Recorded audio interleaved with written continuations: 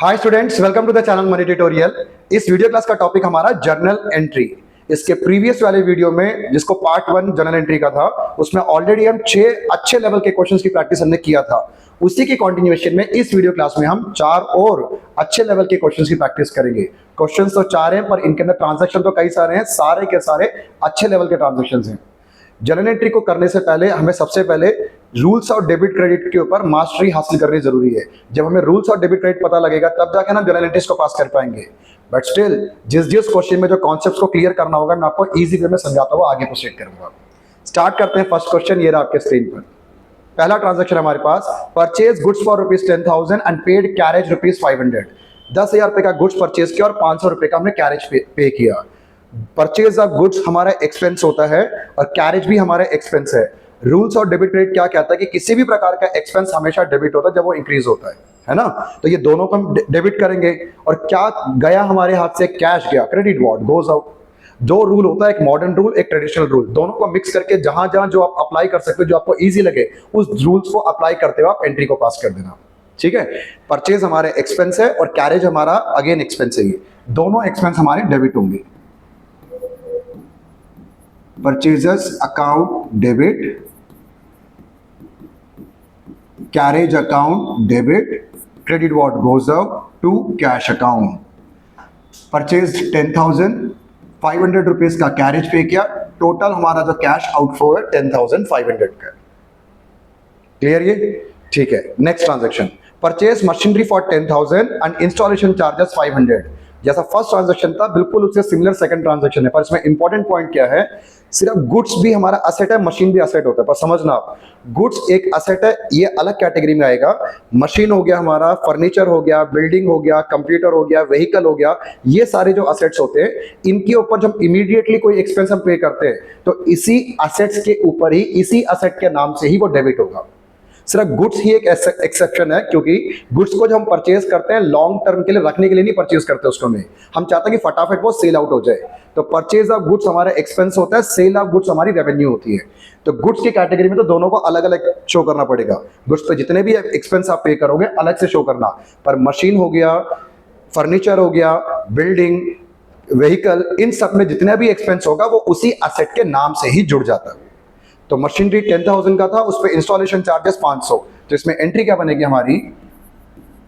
Debit what comes in, credit what goes out का simple. Machinery account debit to cash account, और यहां पे total 10,500, 10,500। ठीक है। क्योंकि 500 रुपए जो हमने इंस्टॉलेशन पे किया उसको क्या बोला जाएगा यहाँ पर? Capital expenditure. कैपिटल एक्सपेंडिचर हमेशा असेट्स की वैल्यू में ही ऐड होता है। समझ आया दोनों में फर्क आपको? ऐसे ही थर्ड पॉइंट भी है, purchase furniture for 5,000 and paid cartage 500। तो फर्नीचर जहां से परचेज किया था उसको लाने का जो खर्चा था वो 500 रुपए का था। तो अगेन ये 500 रुपए का जो कार्टेज है फर्नीचर पे किया जा रहा, तो ये हमारा कैपिटल एक्सपेंडिचर है ये। तो एंट्री क्या बनेगी इसकी भी? Furniture account debit to cash account. Furniture हमने परचेज किया था 5,000 का और 500 रुपए का कार्टेज, 5,500 और 5,500। क्लियर? ठीक है। ऐसा ही मिलता जुलता नेक्स्ट ट्रांजैक्शन भी है। D, purchase an old car for ₹1 lakh. Car purchase किया 1 लाख रुपए का and spend 10,000 on it's immediate repair. और जैसे ही हमने सेकंड हैंड कार परचेज किया तो साथों साथ हमने उसमें 10,000 रुपए का एक्स्ट्रा एक्सपेंस भी किया। तो जो एक्स्ट्रा जो रिपेयर का एक्सपेंस है, जो इमीडिएट एक्सपेंस है, again this expense is treated as capital expenditure. तो ये 10,000 कहां जुड़ेगा? कार अकाउंट में ही इसको ऐड कर देंगे। तो एंट्री बनी हमारी इसकी, car account debit to cash account, 1,10,000, 1,10,000। ये भी clear? Next fifth, paid 1 lakh for cement, 50,000 for wages and 20,000 for purchase of other building material for construction of building. जब भी हम बिल्डिंग कंस्ट्रक्ट कर रहे हैं और उसके ऊपर जितने भी हम एक्सपेंसेस पे कर रहे हैं, ये सारे के सारे एक्सपेंस हमारे कैपिटल एक्सपेंडिचर की कैटेगरी में आएंगे। तो ये सारे एक्सपेंस को हम टोटल कर लेते हैं और कलेक्टिवली इसको ऐड करने के बाद हम क्या करेंगे? Building account debit to cash account, 1,50,000 और 20,000, तो कितना बना? 1,70,000। इसकी एंट्री हम लिखेंगे building account debit to cash account, 1,70,000, 1,70,000। Clear ये भी। इस क्वेश्चन का last transaction, provide depreciation on furniture 300 rupees and machinery 800 rupees. Furniture पे 300 रुपए का डिप्रिसिएशन और मशीनरी में 800 रुपए का डिप्रिसिएशन है। तो दो एंट्री अलग अलग पास कर लेता हूं। डिप्रिसिएशन हमारा एक्सपेंस है, नॉन कैश एक्सपेंस होता है तो एक्सपेंस ही हमारा, एक्सपेंस हमेशा डेबिट होता है। और कौन सी एसेट की वैल्यू कम हो रही है? फर्नीचर की। एसेट की वैल्यू कम हो तो उसको क्या करा जाता है? क्रेडिट करा जाता है। तो एंट्री बनेगी इसमें हमारी depreciation on furniture account debit to furniture account. Amount इसमें लिख लेंगे हम 500 रुपीज। अब ऐसे ही मशीनरी के ऊपर 800 रुपए का डिप्रिसिएशन है। नेक्स्ट एंट्री में लिखेंगे depreciation on machinery account debit to machinery account, ये 800। क्लियर। क्वेश्चन नंबर 2, टोटल इसमें हमारे पास 5 ट्रांजैक्शंस हैं।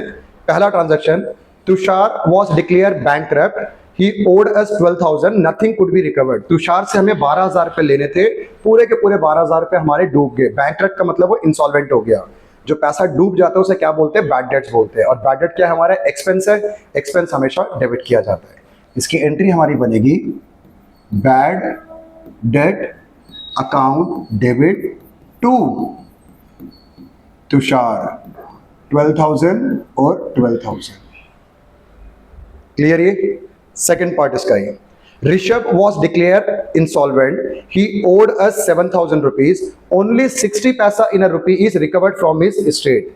7,000 रुपए ऋषभ से लेना था, मिला कितना? सिर्फ 60 पैसा इन अ रुपी। ये जो 60 पैसा इन अ रुपी है इसे 60% बोलते हैं। तो 7,000 रुपए का 60%, 4,200 मिल गया, बाकी 2,800 हमारे डूब गए। तो इसकी एंट्री कैसे पास करेंगे? देखो, जो डूब गया वो तो बैड डेट के नाम से, और जो कैश हमें मिला, debit what comes in, cash को भी डेबिट कर लेते हैं,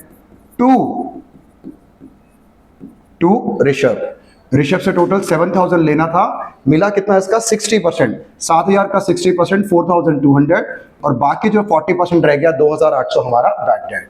कंपाउंड जर्नल एंट्री। क्लियर। बिल्कुल सेम इसी लेवल पे ट्रांजैक्शन सी भी है हमारे पास। Received a check, a first and final payment of 60 पैसा in a rupee from Parth who owed us 1,000।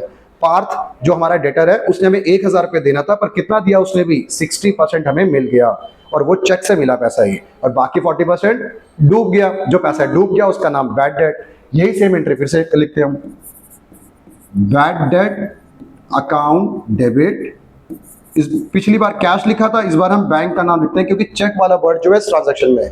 Bank to Partha से हमें 1,000 रुपीज लेने थे, 600 रुपए का चेक मिला, और 400 रुपए हमारे बैड डेट्स डूब गए। ये भी simple. Fourth transaction, 500 due from Yash are now bad debt. 500 रुपए यश से लेना था, वो पूरा का पूरा पैसा डूब गया। ये तो बहुत सिंपल सा एंट्री है, bad debt debit to Yash. लिख नहीं रहा इसको मैं, आप समझ लो। Bad debt account debit to Yash, जैसा फर्स्ट क्वेश्चन था, फर्स्ट ट्रांजैक्शन था, वही सेम ही। Bad debt debit to Yash 500। Clear. Last transaction E, 500 which was written off as bad debt in previous year now recovered। डूबा हुआ पैसा इस साल हमें मिल गया। जब भी पैसा डूबता है तो उसको बैड डेट का नाम देते हैं, और डूबा हुआ पैसा अगर मिल जाए उसे बोलते हैं बैड डेट रिकवर्ड। और पैसा आया ना हमारे पास, डेबिट व्हाट कम्स इन। तो लास्ट ट्रांजैक्शन की एंट्री बनी cash account debit to bad debt recovered account. इसका नाम होता है बैड डेट रिकवर्ड अकाउंट। डूब जाए तो बैड डेट, डूबा हुआ पैसा मिल जाए तो bad debt recovered account. Clear. तो टोटल 5 ट्रांजैक्शन से क्वेश्चन नंबर 2 भी हमारा फिनिश। मूव करते हैं क्वेश्चन नंबर 3 की तरफ।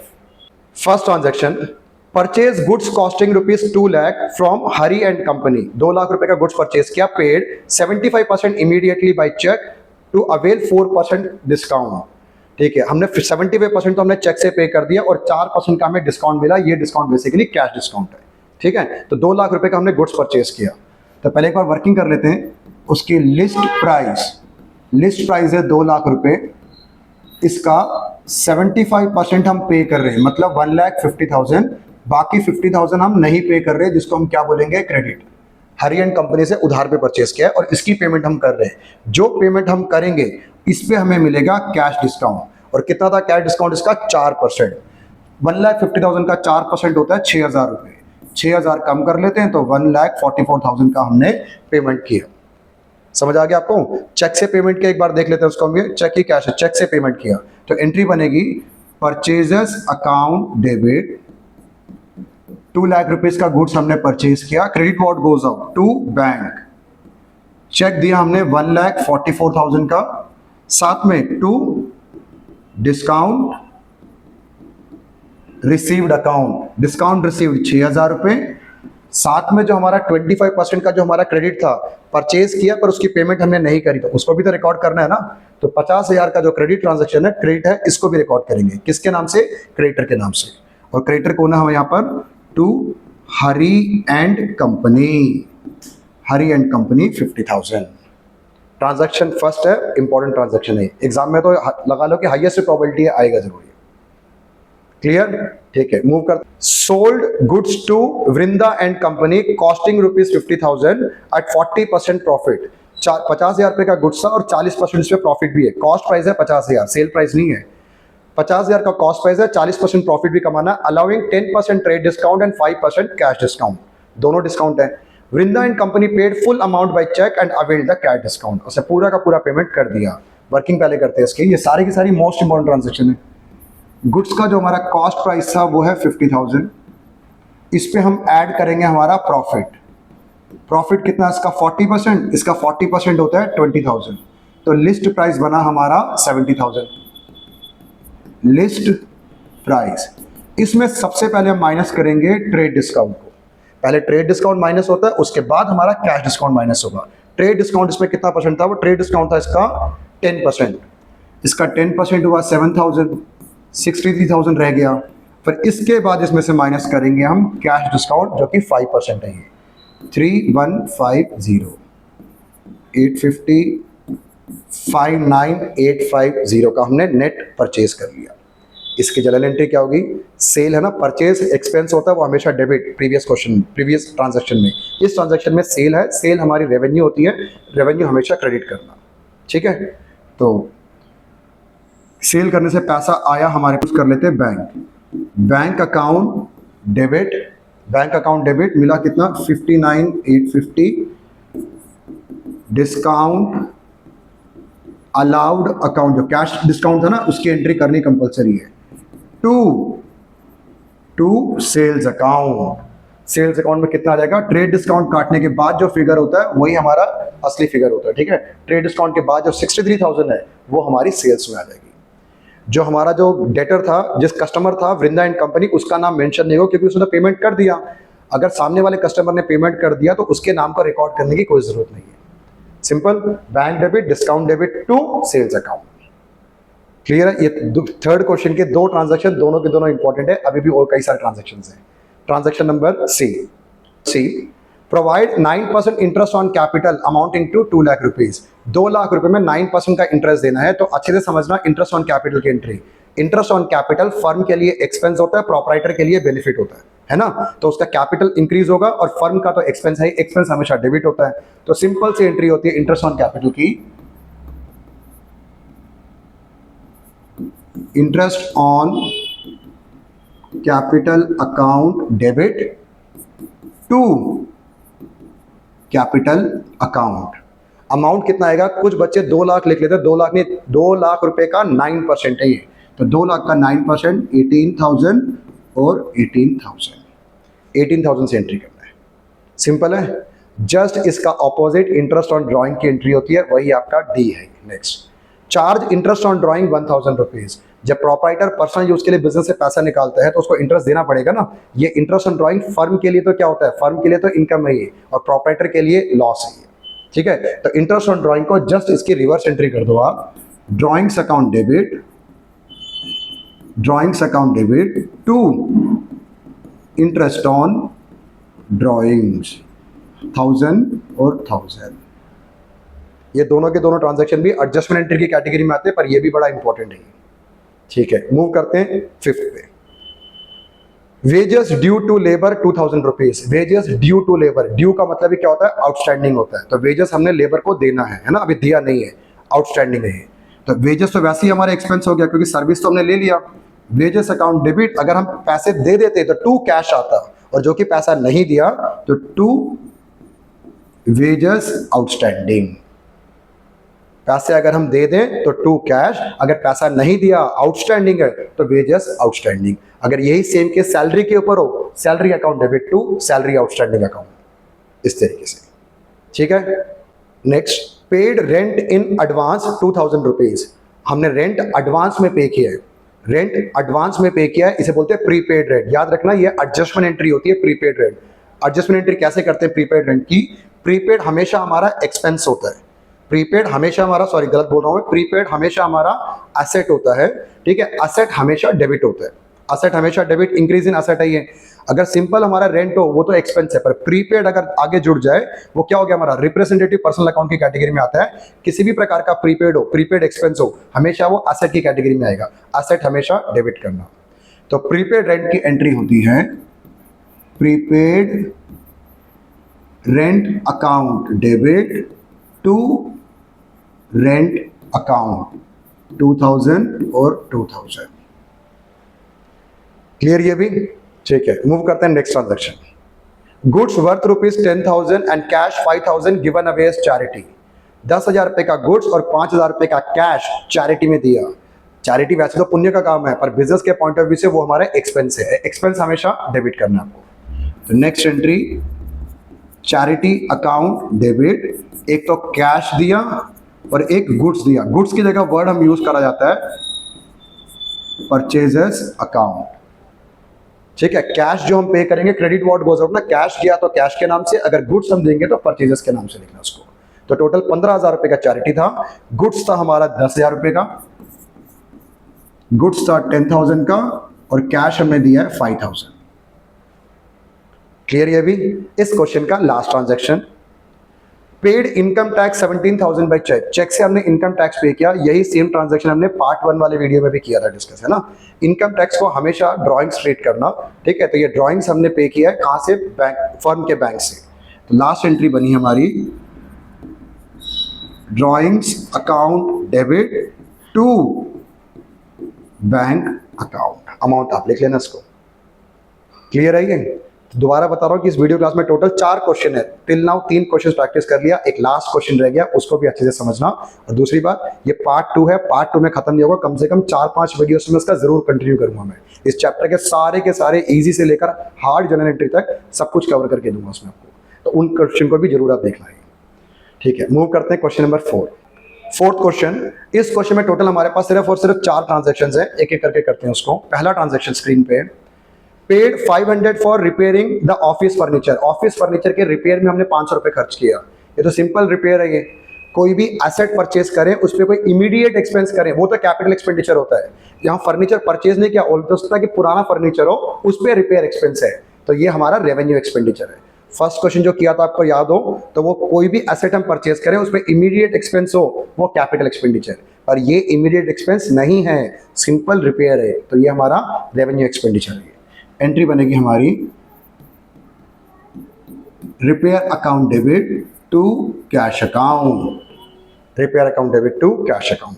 ठीक है, next transaction, sold personal car of the proprietor for 80,000 against cheque which was deposit into firm's bank account.